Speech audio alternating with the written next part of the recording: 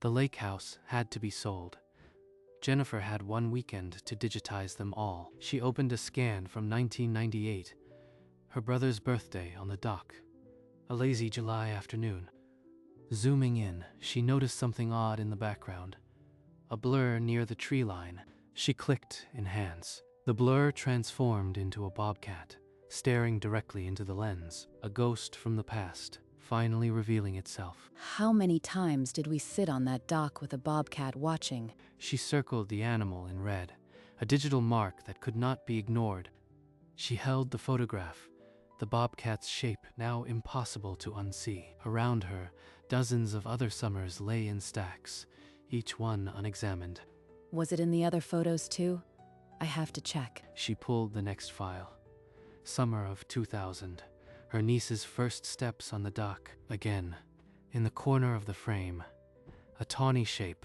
She zoomed in. The same flat head, the same dark-tipped ears. Another bobcat. She called Sarah. It was late, but her sister answered. Jennifer, it's midnight. What's wrong? Look at this. I found a bobcat in the 1998 photo, and now there's one in the 2000 shot. Same spot, near the dock. So there were bobcats. The lake is in a forest. They're everywhere. But the exact same background. Every time, it's watching us, Sarah. It's been there for years. You are letting the move get to you. We don't have time for wild theories. Just scan the pictures and pack. She doesn't see it, but I do. I'm going to check every summer. She scanned through 1999, then 2001. The bobcat was there, watching from the same distance. In 1999, the dock was empty. No shape, just the family, unaware. But 2002, 2003, 2003, 2004, each held the same secret. A tawny outline near the tree line. By dawn, she had a stack of 10 summers. 8 of them held the bobcat. She marked each one with a red circle, an accusation no one else had ever noticed. The timeline stared back at her. 1998, 2000, 2002, 2003, through 2008. It's the same cat. It has to be. She checked the dates again. The earliest was 1998, the latest 2008, 10 years. What kind of bond keeps a wild animal returning to one dock? The house would be empty in days. The bobcat would be left without an audience or a provider. She called Sarah again. This time she had the evidence, not just a theory. Jennifer, it's 7 a.m. You stayed up all night? Look at the stack, Sarah. 1998, 2000, 2002, through 2008, the same shape, same location, every time. Different cats can occupy the same territory. A mother, kittens. They come and go. It could be coincidence. Coincidence?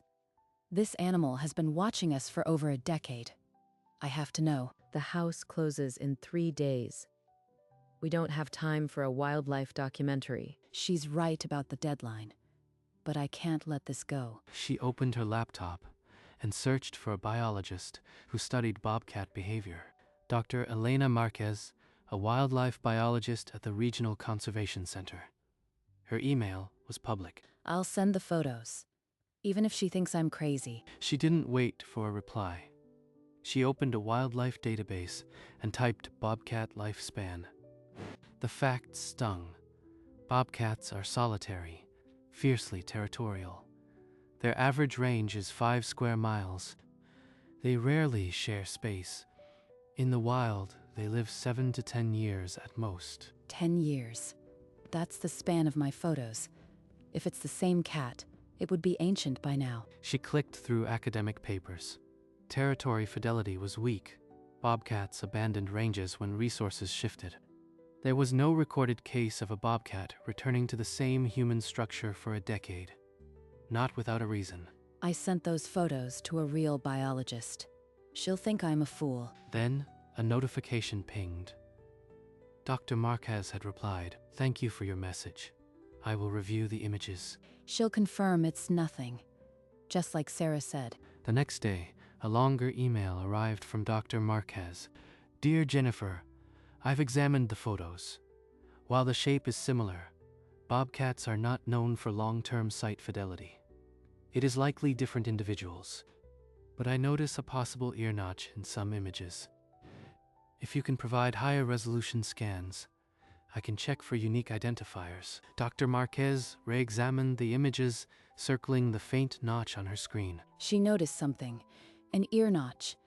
Maybe I am not crazy. Jennifer placed the old photographs under her high-resolution scanner, adjusting each to capture the bobcat's left ear. The scanner hummed, transforming faded film into sharp digital images. She sent the top-quality files, each one cropped to the critical ear region. That notch. If it's the same shape every time, that would be proof. 2 days until closing. What if I never know? In her office, Dr. Marquez placed the high-resolution scans side by side. She measured the notch with a digital ruler. The angle, depth, and position were identical. She zoomed closer, circling the mark. This was no coincidence. If this same notch appears across a decade, it would be the longest documented site fidelity for a bobcat. She sent an email to Jennifer.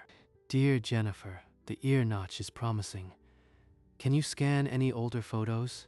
Your grandmother's albums might hold older summers. Grandma's albums. In the attic. I haven't touched those boxes. She found a dusty album marked Lake 1989 to 1995 and opened it to the first page. A faded photo from 1992, her grandmother on the dock, coffee cup in hand.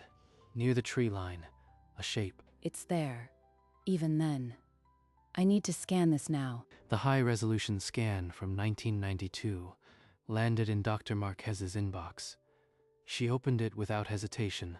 The bobcat's left ear was sharp and clear. The same notch, the same angle, frozen in time. She digitally superimposed the images. The 1992 notch fit perfectly over the 2005 and 2008 ones. Identical. Every single one.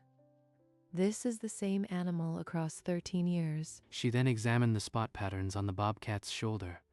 The unique rosettes were consistent. This is not a coincidence. This bobcat has a fidelity I've never seen documented. She reached for her phone. Jennifer had a right to know before the house closed. On her screen, the lake territory map now had red dots for 12 summers, all clustered at the dock. She dialed the number. The phone rang. Somewhere in the old house, a phone began to vibrate in the dark. In the dusty living room, Jennifer grabbed the buzzing phone. Dr. Marquez. Jennifer, it's Elena Marquez. I'm calling because the ear notch analysis is conclusive. The notch is identical in every scan. 1992, 1998, 2005. It's the same female bobcat. 13 years. The same eyes watching our family. But why? Bobcats don't stay in one place for over a decade. Not without a reason. I don't know. This is unprecedented territory fidelity. Something kept her anchored to your dock. A food source. A lack of predators, perhaps even a kind of bond.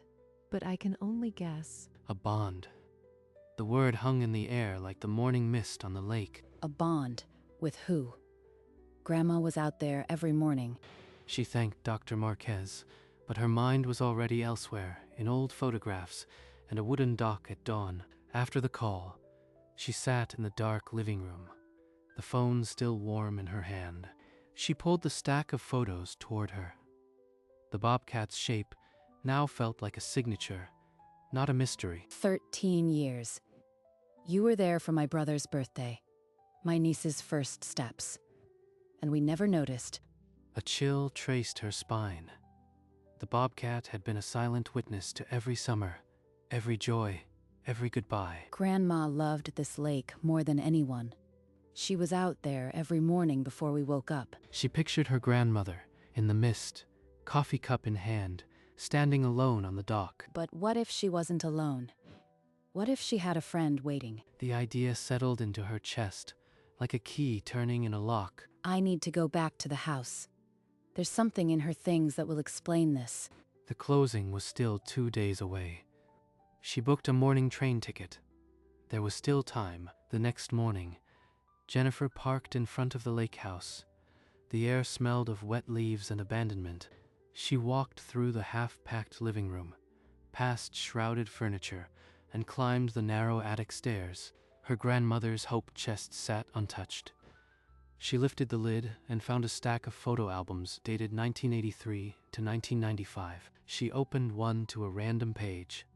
A summer dawn in 1985. Her grandmother stood on the dock, holding a large ceramic bowl. At the edge of the frame, half hidden in the mist, a familiar shape. The Bobcat.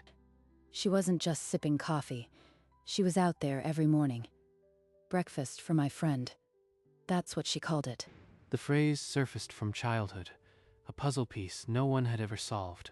She thumbed through the albums. 1983, 1986, 1990. Same dock, same bowl, same faint presence in the mist. It wasn't a coincidence. Grandma Rose was feeding her. For over a decade. Jennifer closed the album. She had to find that bowl. If it still existed, it would be the final proof. She started in the kitchen, pulling open the drawer where her grandmother kept recipe cards. Inside a yellowed envelope, a handwritten note. Breakfast for my friend. 6 a.m. My friend, no one ever understood what that meant. But I think I do now. Beneath the note, a folded wall calendar from 1997. She opened it to July. Every morning, from the 1st to the 31st, bore a tiny cat doodle and a check mark. Jennifer's fingers traced the faded ink.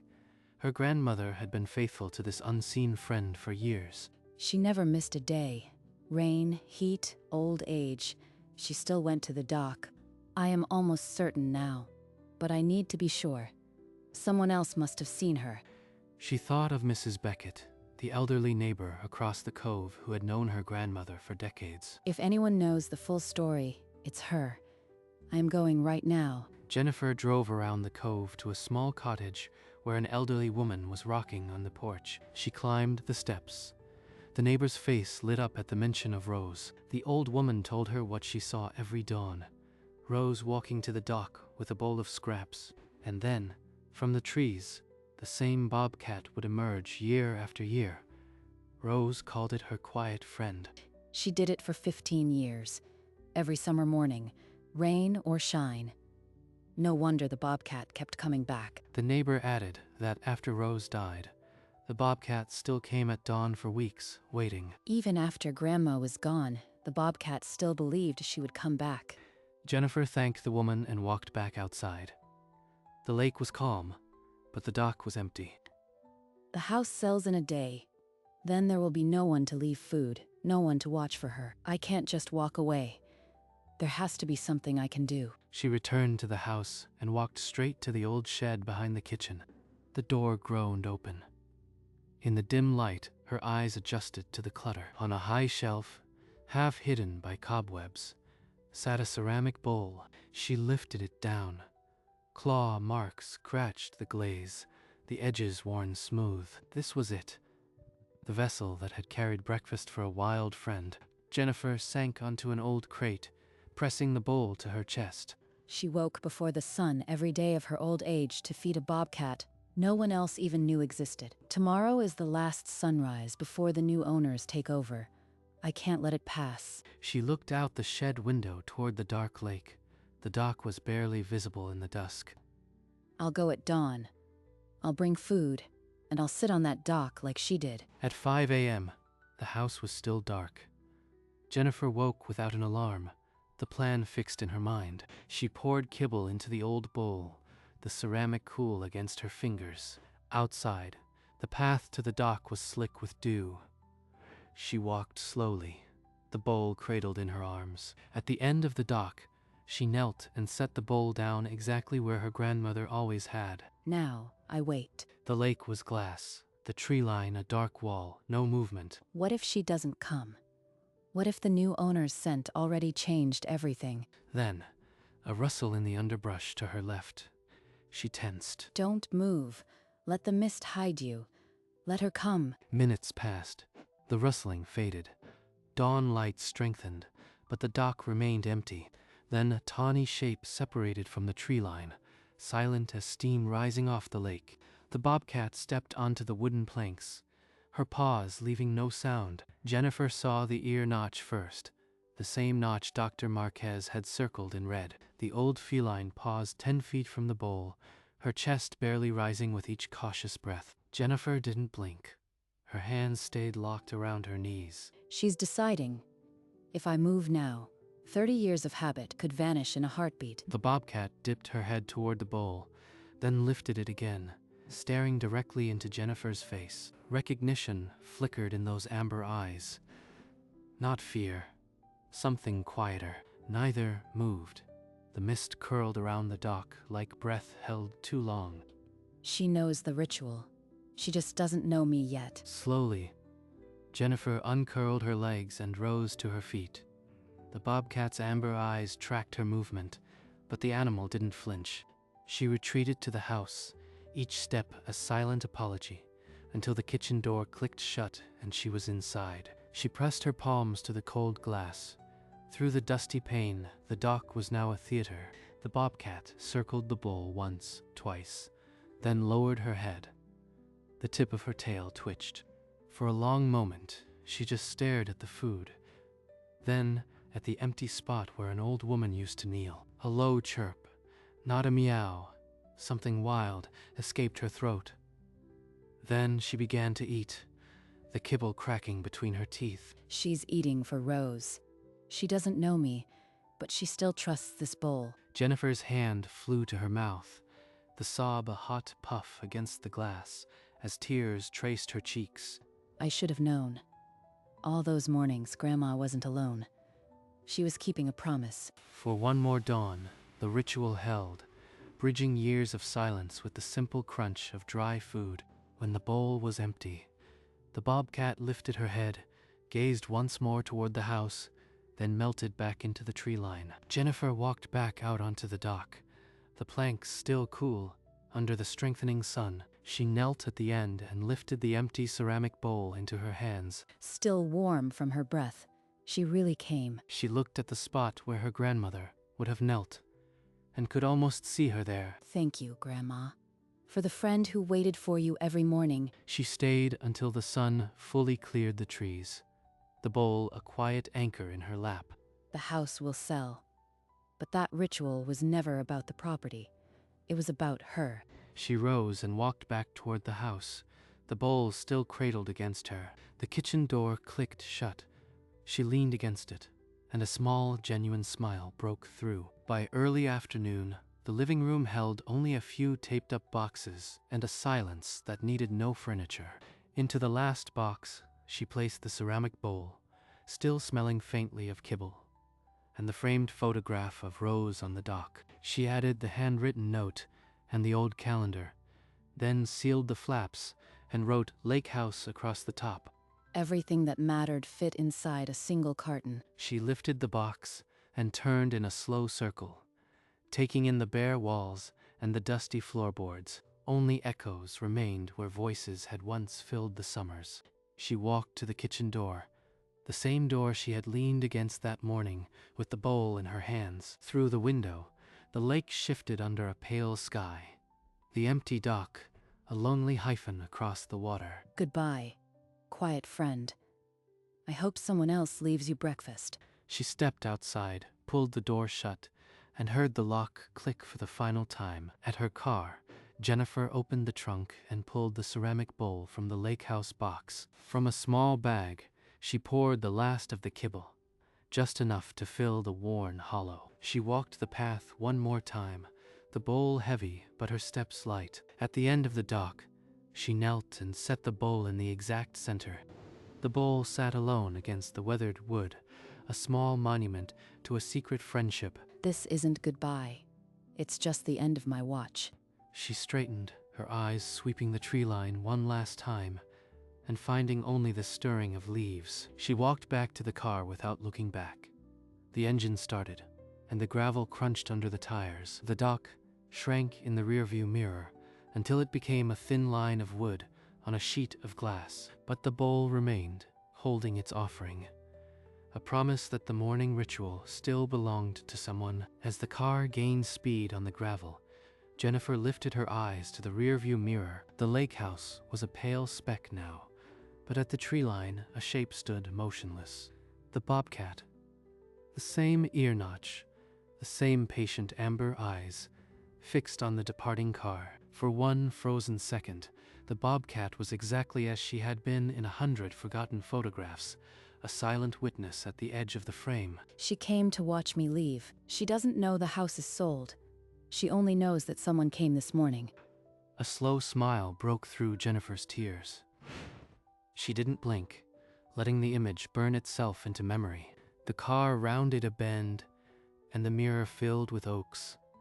The dock vanished from sight. In the hush of the empty cove, the bowl still sat at the dock's end, a testament to a friendship that had outlasted a lifetime. The road curved ahead, and Jennifer kept driving, not away from something anymore, but toward whatever came next. The sun climbed higher over the lake, burning off the last of the mist.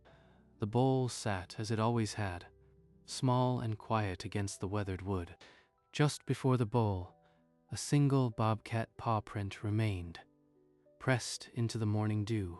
The pad and claw marks were sharp, as if she had paused only minutes ago. The water was a mirror, reflecting sky and shoreline with perfect stillness. A gentle breeze stirred the surface, then subsided, leaving the world breathless. The ceramic bowl caught the first full light of day, its scratches a silent story of countless mornings. Nothing moved on the dock. The offering waited, patient as the years before.